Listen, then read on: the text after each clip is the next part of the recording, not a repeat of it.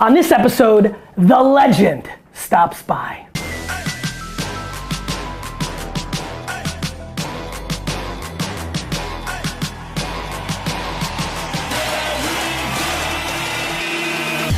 You ask questions, and I answer them.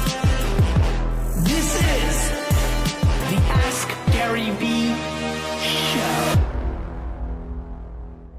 Hey everybody, this is Gary Vaynerchuk, and this is episode 242 of the Ask Gary V Show. I mean, I don't really even know what else to say. Legend in the room. You know what I really like, Tony, and I'll just get right into it? Thank God for your documentary, because people realized that you cursed, and that gave me the air cover. People are like, oh, Gary, it's okay that you curse now. I'm like, thank God. I was pumped. People like tweeting, like, Tony curses like Gary. I'm like, yeah. I used to bring you to my talks so that people would feel good about me after listening exactly. to you, so we're doing the same thing for each other. Tony, for the quarter of a person that is watching right now on live stream and on the show that doesn't know who you are, why don't you give me the 1 second thing? And obviously today's a big day, new book. You look good in this shot. It's a good one.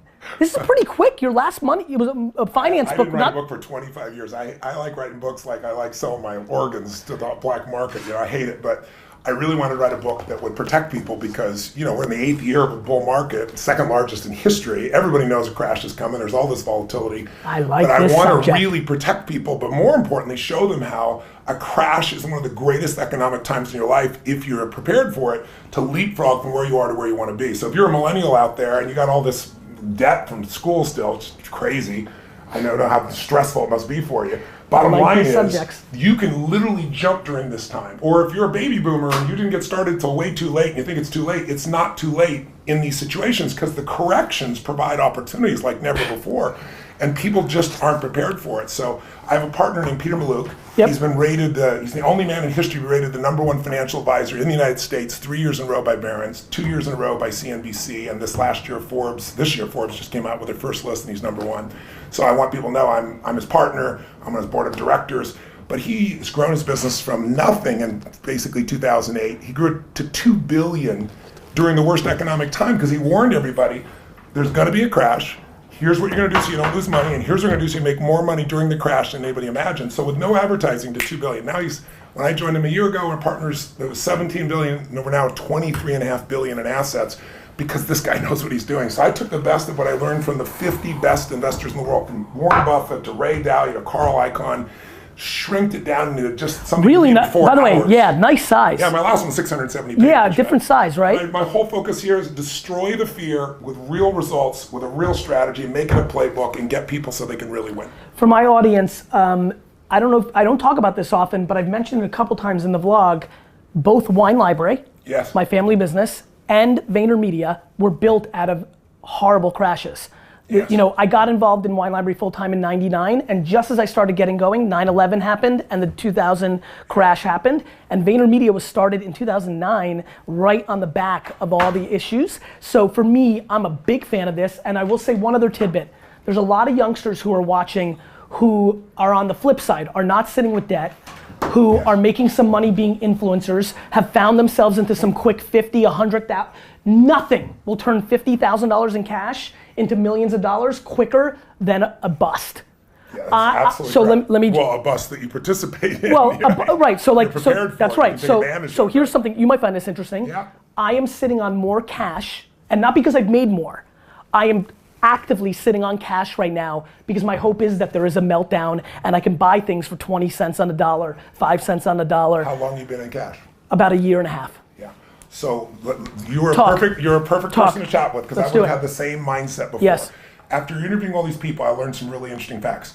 First of all, trying to time the market. Impossible. Yeah, and Warren Buffett said, impossible. Hey, listen, all these market forecasters you see on CNBC, he said their whole purpose in life is to make fortune tellers look good. Because no one can do it. That's exactly right. I can't do it. That I know. So, but logically you say, I'm waiting for the crash because it's going to come. But while people are waiting. People are making money. 100%. Unbelievable amounts of money. 100%. 250% since 2008. How about just since November with the president? It's 14.5%, right? So tell me how I'm doing this wrong or right. What I'm also doing with the rest of my activity, because it's not it's a piece of my wealth.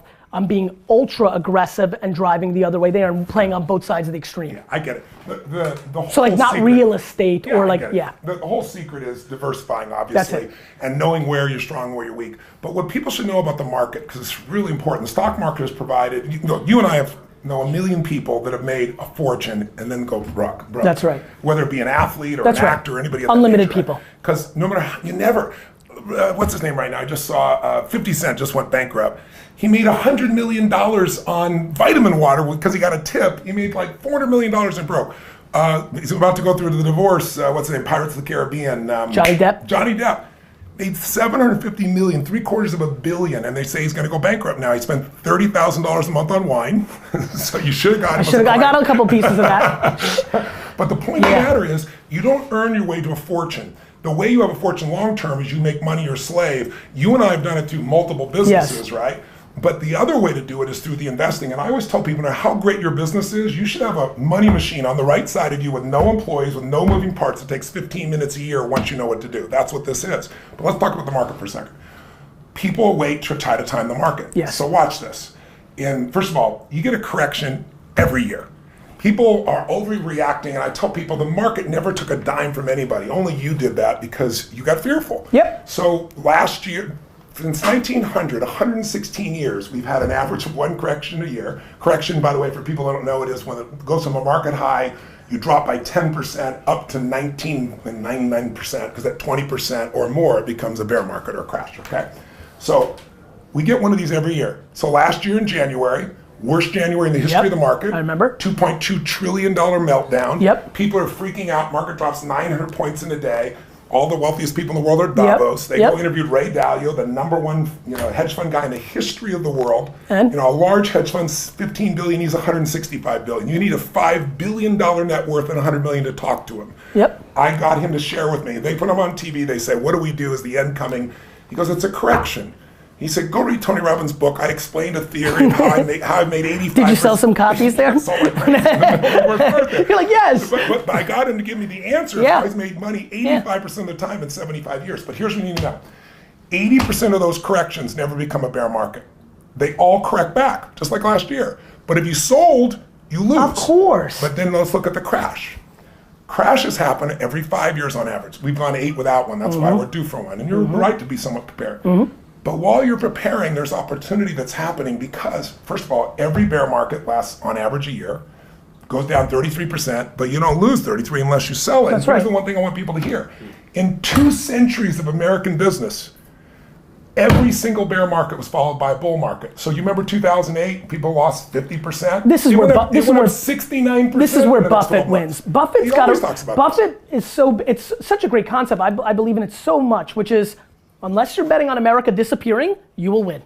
For centuries. That's it. And we're That's the punchline. we're going to keep growing. And by the way, every month on average, we have a new high. So when you hear it's high, oh my God, it's going to crash, it's high. But let me give you one more. Please. This is the timing, and this will maybe the payoff for you. Payoff is, I just did the JP Morgan Alternative Investments Conference in Miami. You have to be a billionaire to attend. You have to prove it with your net worth. There's 400 people there. It's an amazing group. JP Morgan did a 20-year study, and Schwab did one also separate. They found in the last 20 years, the S&P 500 gave you an 8.2% return. So you're doubling your money every 9 years. Pretty cool thing. But what they found was, if you were out of the market on the 10 best trading days in 20 years, instead of 8.2, you got 4.5, almost half as much money. If you missed the top 20 days, trading days, in 20 years, 1 day a year, you're doing what you're doing, trying to be the right timing, you got a 2% return. You might as well bet bonds. If you miss the top 30 days, you lose money. Makes a ton of sense. In 20 years. Makes sense. So the most difficult, the dumbest thing you can do is be out of the market, not you. No, I get it. I'm plenty in the market. Because I believe in it. And then also being prepared. So Tony, listen, first of all, one of my favorite things about you from afar, we get to hang once in a blue moon, random calls here and there, but from afar, you know what I love about you? You fucking hustle. Like, I feel like the book came out today, you're freaking everywhere, doing your thing, that's what you're good at. We have a very large audience you're good. I know you're good at what you're doing, but here we have a real awesome opportunity because I think we're going to go deep in a narrow field. So the majority of these people, I don't think are looking at the stock market. I even look at the characters here. The way they think the way they're thinking about the stock market, so different. In a world where you might not have cash and where you might have debt, or if you're not even in debt, you just don't have a lot of cash, Talk to me about somebody sitting with $10,000, which, by the way, for a high percentage of this is still a ton. Correct. But is there anything that, if they have $1,500, should they be out of the market? Like, what do they, like, I know we're going very, very, very micro here, yes. but I actually want to bring value. My payoff is actually bringing value to everybody watching. Go ahead. Say, I give an example in the book here. And I'm going to take a phone call. Get ready for phone calls. Chris, you ready? Yeah. All right. So forget just the $10,000. What matters is the system you put in place. The shit you do randomly every now and then because you got money is not going to help you much, right? Especially if it's a fucking fat whip or a watch. Yes. I don't even want to start. So the number one most important financial decision for everyone watching, everyone in this room, really, we all know, you got to become an owner instead of somebody that is constantly, utilizing products. In other words, if you have an iPhone and you don't own Apple, what's wrong? You're a consumer, you're not an owner. You got to become an owner. How do you do it? Every person in this room has got, regardless of whether you think you have the money or not, to make the most important financial decision, which says to be an owner, I have to take a percentage of my income, and no matter what, off the top, automate it so I don't see it, put that in an investment account. Now, what's the number? You might say, I can't, Tony, I'm starting my business, I'm strapped. I tell all business owners the example of a gentleman, true story, Theodore Johnson, 1950s, works for UPS, guy never makes more than $14,000 in a year. He retires with $71 million. He gives away $35 million while he's still alive. Good. How is that possible? A friend of his did what we're teaching, comes to him and says, I'm gonna make you rich. He goes, I'm not rich, I make 14 grand a year, right? He says, I'll make you rich, I'm gonna put 20% tax on you. He goes, what are you talking about? I can't pay my bills as it is. He said, listen to me. Adjust. If the government gave you an additional 20% tax, you'd bitch, you'd yell, you'd scream, and you'd pay it, because you have to, and your brain adjusts. But that money goes in this investment account. The compounding of that account made him $70 million, and he never made it than $14 million. Andy, do you have Facebook stock? Yes. Because of all the chatter we always have in here? Yes. Like, that's the punchline, right? Like, we know, because we live in this world for the last 3 years, I've been yelling, and Andy will tell you, not yet, that just buy, we know Facebook's underpriced. Like, that's even narrow. But here's what you gotta be careful of. And this is something Ray Dalio taught me, one of the smartest men on the face of the earth. He said, Tony, I don't care what it is you know. You're gonna invest in what you know because you have certainty. Of course. Right? Whatever you know is gonna drop 50 to 70% sometime in your life. That's right. And he said if it's later in life, which is why diversity matters. That's why diversification matters. But let me give you the guys watching. But let's talk about that for a minute. And Ray's right. Like, that's just non-debatable. That's totally data. Yes. It is interesting to see where. You don't want to, what I'm saying is you don't want to just own Facebook. Of course not. You've got to have across the board. Of course. Because you say, I want to have the best one, I want to have Facebook. There is an interesting debate that if you're actually knowledgeable about a sector, yes, and you're only putting $2,000 to $4,000 a year to work, that's an interesting debate. It's an interesting and by the way, Netflix and Amazon, when you're this young, you can also be more heavily oriented stocks. You can take more losses because you have more time. But think of it this way. Just go back to compounding as a simple example. Guy in here, I talk about the book, 19 years old, dad convinces him to save $300 a month, $4,000 a year. So it's within the range of anybody here you're talking about, right? Guy starts at 19, stops doing it at 28. He only puts in 35 grand. He puts it in the market.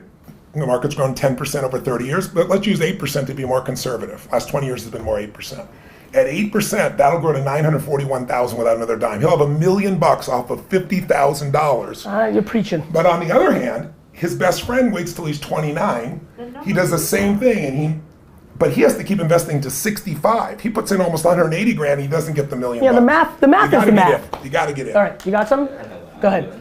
So, you're inspired now? I want to tell everybody, by the way. It's going to work. I want to tell you guys, you're going to remember this interview your whole life. Let's go. I want to tell you, by the way, for everybody watching, this book, my last book, I donated 100% of the profits, $5 million. I'm doing the same thing with this one. We fed 100 million people between my donation and the additional donations I made in 2015. 100 million people last year through my partnership Feeding America. We're going to be 100 million people. 100% of this goes to that. We're going to feed 1 billion people over the next 7 years, to give you an idea. It's pretty cool. It's pretty cool. And it's all coming from the book. While Chris is trying to figure out how to dial a phone, talk to me real quick about the Netflix documentary Impact. I try to trade culture and attention. Yes. I could taste it in the ecosystem. You've been a known brand for decades. What was the impact of that documentary? Huge. It's huge because it's taken, I decided to put it on Netflix because it immediately put me in 172 countries, and they translated it for all those languages. Huge. So the level of distribution, and it's free. You're already there. People are already on Netflix, and they got 5 stars, and it took off like crazy. So the concentrate. I went to the fight with Diaz versus. Oh, there you go. Here we go. I went to the UFC fight, and it's like We'll pick it all up these young after. guys coming up to me that Yep. normally wouldn't know. That are like, This is Gary Vaynerchuk, and you're on the Ask Gary V show with Tony Robbins. What's your name, and are you excited? Holy shit. Yes, I'm so excited. I'm a huge fan of both of you guys. This is absolutely incredible. My name is Brandon Dendis, and I'm coming from Denver, Colorado. Love it, man. What's your question?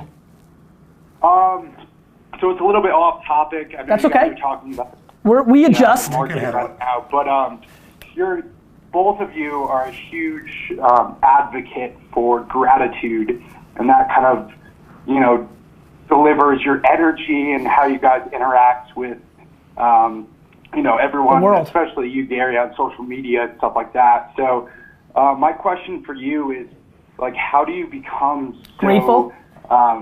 So grateful, yeah, exactly, to have this energy, especially from Tony's position of just like, I dove into your documentary on Netflix, and that was actually the first time I was exposed to you. Actually, my father, who owns an independent agency in Connecticut, very successful, he quoted you as a huge inspiration. So I kind of dove into your content and fell into kind of your hands and your guidance. So They're big ass I hands too, by the way. really- Jesus. So go ahead.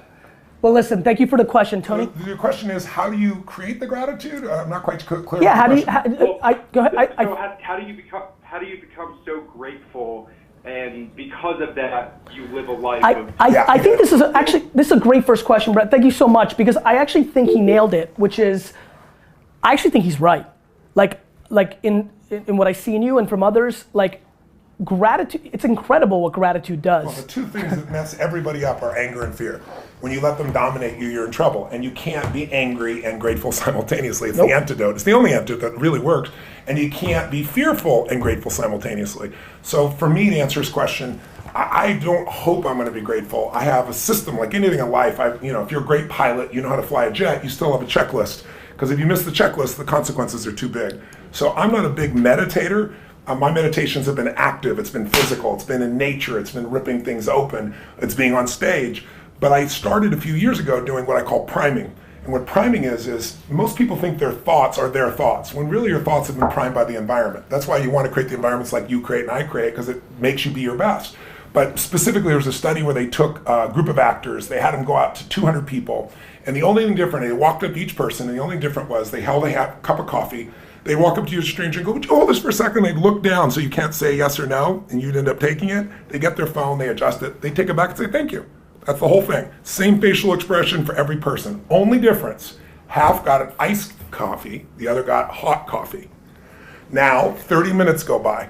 They send out an assistant, a research assistant with a clipboard, and they come up to these same individuals and say, if you give us 2 minutes of your time, we'll give you $20. Will you just read these 3 paragraphs and tell us what you think of this character? There's a couple questions. They read the 3 paragraphs and they say, what do you think of the main character in this little story? 81% that were given iced coffee say the person is cold and uncaring. 80%, a 1% variance of those who are hot coffee say the person is warm and connected and caring, with nothing else but coffee 30 minutes earlier, ice cold. I could tell you 50 of these. So what I do is I get up every morning and I make a radical change in my state, and I have a simple deal with myself. I prime for 10 minutes every day. Because if you don't have 10 minutes, you don't have a life. There's no 100%. excuse. So I come in, I do this radical breathing change, these 3 sets of 30 breaths, where I bring the air in and explode it out my nose, because I'm sure you know from Eastern philosophy, the breath is like the string on a kite. The mind is the kite. Yep. You can change the mind through breath. Yep. So I do this radical breathing, takes a minute. Then I do 3 things for 3 minutes, really simple. I take 3 minutes and I focus on 3 specific individual things that I'm grateful for, but I don't think about them intellectually. I step into the moment, Yep. remember it, feel it, and so what it does is it activates it not as a thought, but as a biochemistry. Then I do 3 minutes of prayer and blessings, starting with my family and moving out to everybody, my clients, friends, people I meet. Yep. And then I do 3 minutes on what I call 3 to Thrive, where I focus on 3 important outcomes that I have that I want to accomplish, but I don't think about want to accomplish it. I see it, I feel it, the experience is done, and I feel grateful. I often That's your move. I actually go 15 or 20 minutes right after because it feels so good. But what's happened is now you're primed. You're not hoping you're in prime time. You are in prime time. And to me, that's how I do it. And once you prime yourself, you start noticing things to be grateful for all the time. And when I asked Sir John Templeton, the first billionaire investor, international investor in the whole world, started with nothing, built to that. When I asked him, I said, what's the secret to wealth? I'll never forget. He looked at me and smiled, and he said, Tony, it's what you teach. And I said, well, I teach a lot of things. Which thing? And he goes, gratitude. So he goes, you and I, how many billionaires do you and I know that are miserable human beings and they're so unhappy? He said, they're poor. And if you've got $1 billion, but you're frustrated and angry and sad all the time, your life is frustrated, angry, and sad. How many people have nothing, but they're grateful for their family or for their health, and they're there? So that is the game. It really is. To me, it comes down to its cousin, which is perspective. Yes. So I do something very similar. Every single day, I make pretend that my mother, dad, sister, brother, wife, or children are killed. Now I know this is a different version of it. I know, you didn't expect that one? I love you, crazy son of a bitch. I know it's a little different. Yes, they get stabbed in the eye and then they take out the groin. Like it's sometimes even in detail, but I will tell you, it's very fleeting. It usually happens within the for them still being But here. I promise you, I know it's a little left field. It's insane what that perspective does for me. Yes. Nothing, and I feel it. It's contrast. And I feel it. And I feel it in my soul. Contrast and it just makes every bad thing. And by the way, and I'm sure for your business, when you're the last line of defense, you know how they say occupation on the doctor form? The last time I filled it out, I said firefighter. Because that's what I think I do for a living. Like, it's just problems. Yeah. Like when I get done with this interview, I'm gonna look at my phone, 7 problems, 7 fires to put out. Like, that's what we do. For me, it's perspective. Like, I don't understand how people don't get that there's 7+ billion people, that there's so many people that have it worse than you. Well, look, if you live in this country, I feed 100 million people a year, I care. But if you live in poverty in this country, you're the 1%, you're not the 99%. I know. 2/3 of the planet lives on $2.50 a day, $900 a year. If you're making $18,000 a year, I don't want you to make $18,000, but you got to start with gratitude that you're one of the richest humans on earth. You're It doesn't preaching. feel like it, but you are. Preaching. D-Rock, don't produce the show. Hello, this is Gary Vaynerchuk, and you're on the Ask Gary Vee show. Oh, Yo. there's no fucking way I got this lucky. You're on, man. What's your name? Where are you from? Miguel, I'm from Los Angeles, California. Awesome, Miguel. What can we help you with? Okay, so, god damn, hold on. All right, so, I'm 20 years old, I'm in college right now. I'm in my junior year, the hours are really crazy because I'm going to school for game design. That's what I really want to do. But Okay. I really want to be able to just purchase my own game studio. Okay. So I also, I work part-time. I just started a marketing business just to try and bring more money in, but this is the first business thing I've ever done. And I'm trying to start my own gaming YouTube channel just to get my name more out there and learn how to learn basically how to get on my own following and become an influencer for video games myself. Okay. My question is, how do you know whether or not you're trying to basically take too much on? Right. Are you stretching yourself thin? Yeah. Yeah. Like, I want to know. I got it, Miguel. How do you know when you get to that point? I got it. Tony, this is such a classic question for a lot of entrepreneurs. You've done it, I've done it, we've lived our lives, right? Like, where does doing a lot of different things to see if there's upside in it, which all my great things have come from. Me too. Stop, and where does it start to you're taking on too much and now you're trying to do everything, which means you're doing nothing? Yeah. First of all, Thanks for calling, Miguel. thank you for the question. Most people who start a business very often will start 2 and 3, 4 more. And the reason they do it is because the first one isn't succeeding or they no longer They have lack juice patience. for it. Exactly right. And so what happens to that person is they're never going to be successful in most cases, unless they get lucky. You can get lucky, you can bounce across something that's easier to do. But most people are always looking for that next level. What my view is it's great to test all these things, but you got to find what is your flagship. What is it that you're going to commit your soul to? Because if you don't do that, the inevitable challenges are going to come up and you're going to then move on to something else that's more 100%. enjoyable. And so the other thing I look at is business is about constantly, not only adding such massive value, doing more for others than anybody else, but it's also simultaneously about your own psychology. It's your ability to go through thresholds of control. It's like, I can remember when I didn't have $50,000 to keep the doors open on my company. I had 12 employees and 11 wanted to quit because they hated the person running the show. And $50,000 would be like 500 million to me today. And I figured out how to get through that threshold. And once I did, like all the problems related to that were handled. I know you've done this as well. And then I had a $5 million lawsuit that was totally unfair and unjust. And I finally had just the amount of time, energy, and money I had to bite the bullet and do it. And 5 million was more than I could ever imagine. Then I had a partner who took a company that was losing $1 million a day and turned it to 1.5 billion in positive EBITDA. I'm not mentioning names, Amway. And he wanted me to join him in business with some other partners, not doing the multi-level side. Did the business, put in 10 million bucks. We all put in 10 million, it was 40 million in debt. But I signed joint and several, which I didn't understand in those days what that meant. And 2 of my partners were supposedly billionaires, and they went broke. We bought some more companies. I ended up with $120 million in debt that I was on the hook for. No one else had any money. And I'm getting up to do a seminar wanting to throw up. It was a new threshold of control. So you know when you ski or you snowboard and you think you're just new at it and you think you're going down a blue or green and it turns out to be a double black. And you're like, what the fuck? Yeah. Right? And so you have 2 choices.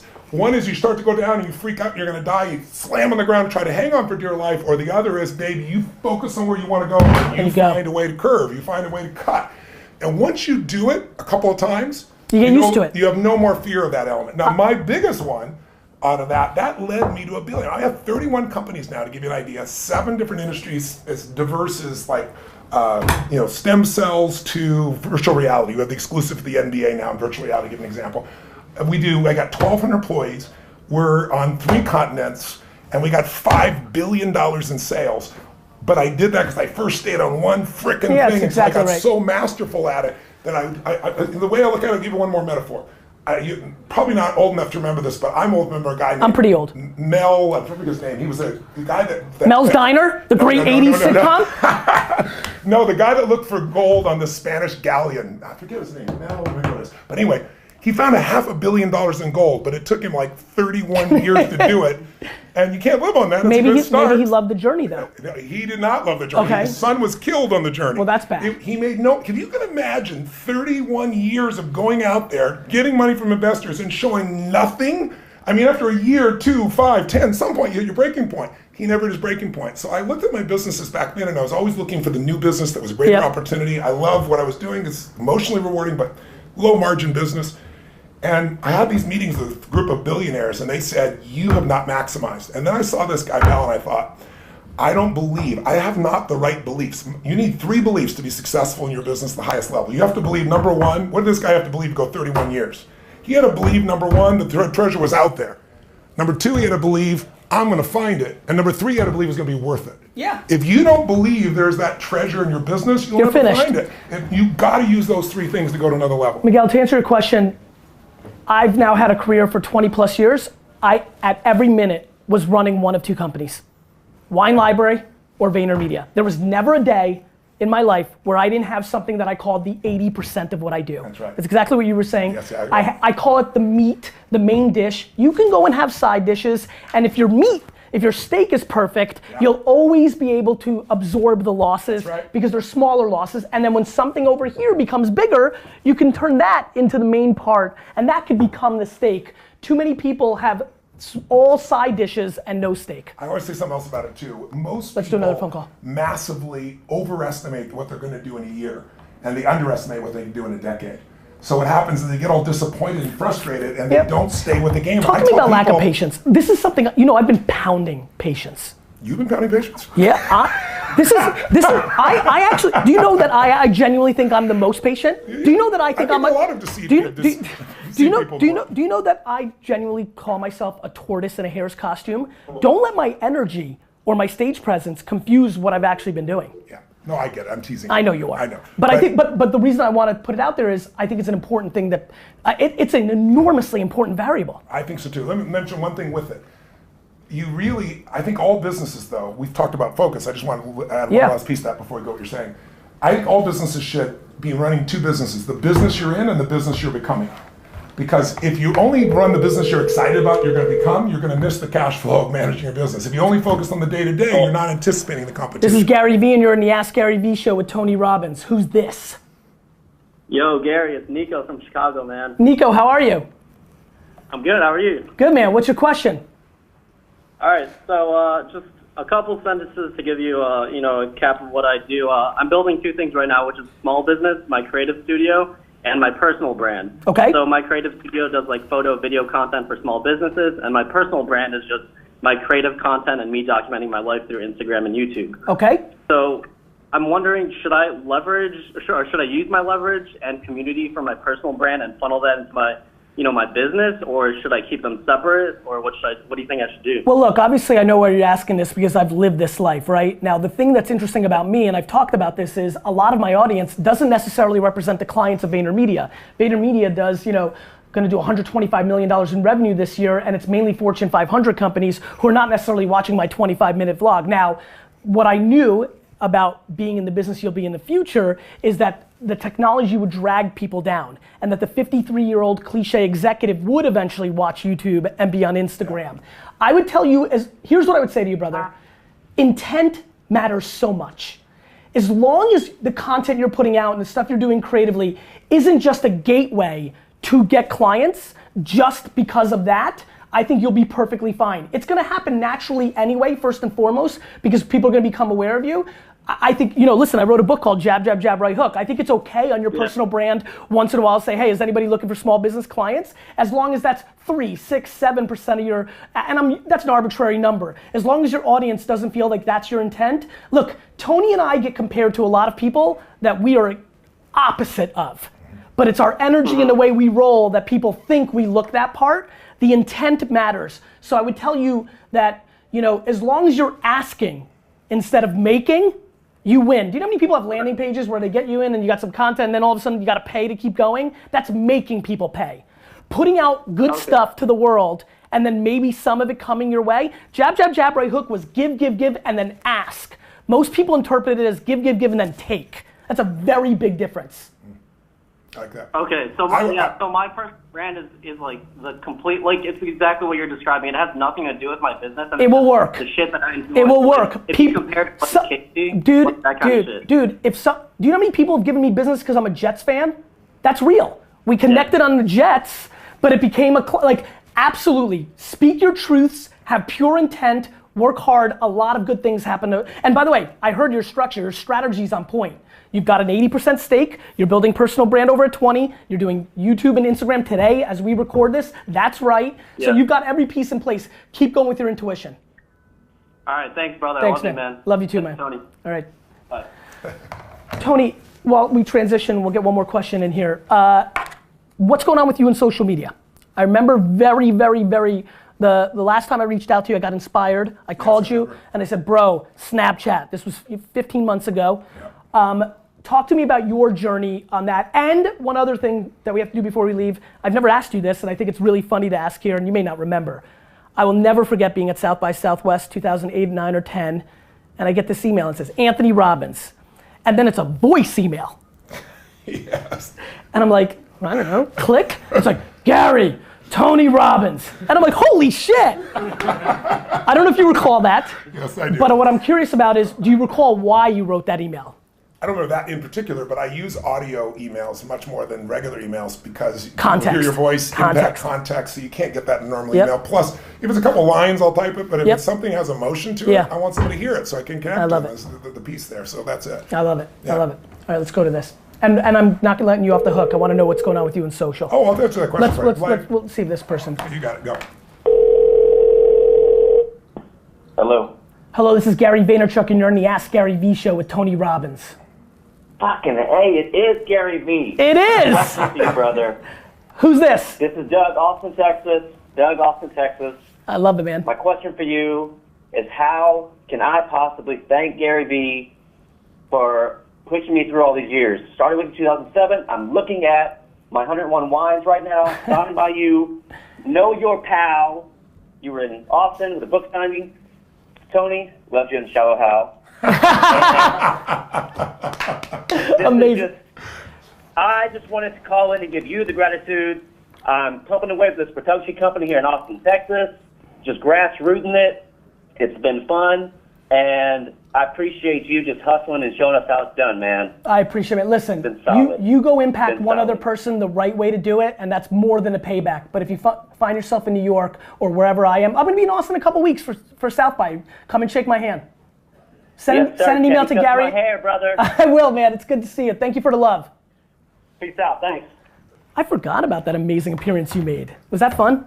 Which one? The Hollywood, when you became a Hollywood star. You know what's interesting is the guy that wrote that is legally blind. That's why the story's about seeing the beauty in someone, not seeing the surface. I did not know that. And he bought my audio programs because he's blind. He had personal power. He listened to it. He went to the Farrelly Brothers, never wrote a movie in his life, sold them film. They'd asked me 3 times to be in films. I said, look, I'm not an actor. I appreciate it. But no, they sent me this script. They're like, you're in it. Made me laugh. I cried. But then what they didn't tell me was, they rewrote that section. The writer didn't do it. He had like a fortune teller doing it. And they said, that's bullshit. If you were stuck in an elevator with Tony Robbins, your life would change. So I show up and I start speaking, and they didn't tell him and they didn't tell me this is how it came about. So he hears my voice and he comes, Tony Robbins, and tells me the whole story. So cool. Then I go to do the piece, and I got Jason Alexander there, right? Yeah. And I said, look guys, you wrote this whole thing. I'm honored That's to be the center that's of not it. what, It's yeah. not me. I wouldn't I'm just say going to this do my shit. thing. So I said, let me show you. He goes, well, there's no script. I said, he's an actor, let him act. And so when I healed him like that, when you see him shocked, that isn't acting. He wasn't prepared for it, to give you an idea. We did it over and over again. It was a fun trip. Tony, end with this for me. What has been your journey on social? Where are you now? What are you excited about? Are you into it? Is it hard for you because you're very busy? Like you don't pander to us. I'm curious to where you're at. This young man right here runs it for me. Yep. So Tyler, he does a great job. But I do all my own personal components. Yep. I get him to go leverage, get the pictures, Yep. the graphics, and all those things. I found that Facebook Live is one of my favorite tools at this stage. Yep. Because we get 750,000 people. It's Watch like you have your own show. Yeah. You just go in there and boom, and it goes. So that tool to me is one of the most valuable tools. But we've got 1 million people on Instagram. Tyler, we've got 10 million people there. What do you want to see him? This is your chance. This is the air cover you've been waiting for. I'm gonna be your shield here. This is the right room to do this. Where's the place that you'd like to see him focus a little more on? For me, yes. Had you asked me 6 months ago, I would have said Snapchat. Yep. Now I'll say Instagram stories. Yep. We're doing it today. He's taking a little run through on it. I love it. He's digging it. It's ephemeral. It's here today, gone tomorrow. But he's able to connect with his fans and give them that little sneak peek behind the scenes of what he's up to. My man. I'd love to see that. And I love that Instagram is more your personal life to a great extent. Each piece, if you're going Facebook's like mainstream media. And by the way, they ebb and flow. To his point, he's exactly right. 6 months ago would have been Snapchat, and tomorrow somebody might buy Vine, create one feature, and we all care. Yeah. It's a moving market. Without a doubt. My man. Thank you, brother. It's great to see you. Listen, you got people watching. I want to plant one seed for you too. Both of us have achieved a lot. I'm sure many of you have achieved a lot too. Success without fulfillment's the ultimate failure. This guy's very fulfilled. That's why he works 24 hours a day. His whole hustle is that it fulfills him. Same thing with me. If you don't find what fulfills you, all the achievement's worthless. I had a really cool conversation, and I talk about it at the end of the book here, because money is not going to make you happy. It'll give you resources, it'll give you tools, but you got a 2 million-year-old brain that's always looking for what's wrong because it's trying to make you survive. If you're going to override that, you've got to learn what it is that's going to fulfill you most. And if you discover that and you pour all of your juice into that, forget the money. The money will be fine, but what you really will have is an extraordinary life. That's what this character has done for himself, because he lives it every single day. I live it every single day. There's nothing short of that that's going to give you what you want. So hope when you read this, you'll also find there's pieces there about how to master the mind, because this is what messes this up. You can be a billionaire and be miserable. This is the game. This is the operating system, baby. We're the only creatures on the planet that can think a thought and make ourselves miserable, or think a thought and make ourselves euphoric. So take control of your mind. That's really the end of the game for you. That's how you'll serve others. 2 things. You got to ask the question of the day. That's what every guest does. So you get to ask a question, and there'll be thousands of comments on Facebook and YouTube. So give that a thought of what question you want answered. Number 2, I'm about to take a picture with this man. I'm going to give away 100 copies of this on Instagram over the next 24 hours. Cool. That's exciting. Question I have is, what is your definition of a magnificent life? I'd really be curious. What's your criteria for a magnificent life, which to me is life on your terms? It's different for everybody. I'd love to know what yours is. I'd love to see the variety of people. Thank you, brother. My pleasure. Good seeing you, man. You keep asking questions, we'll keep answering them.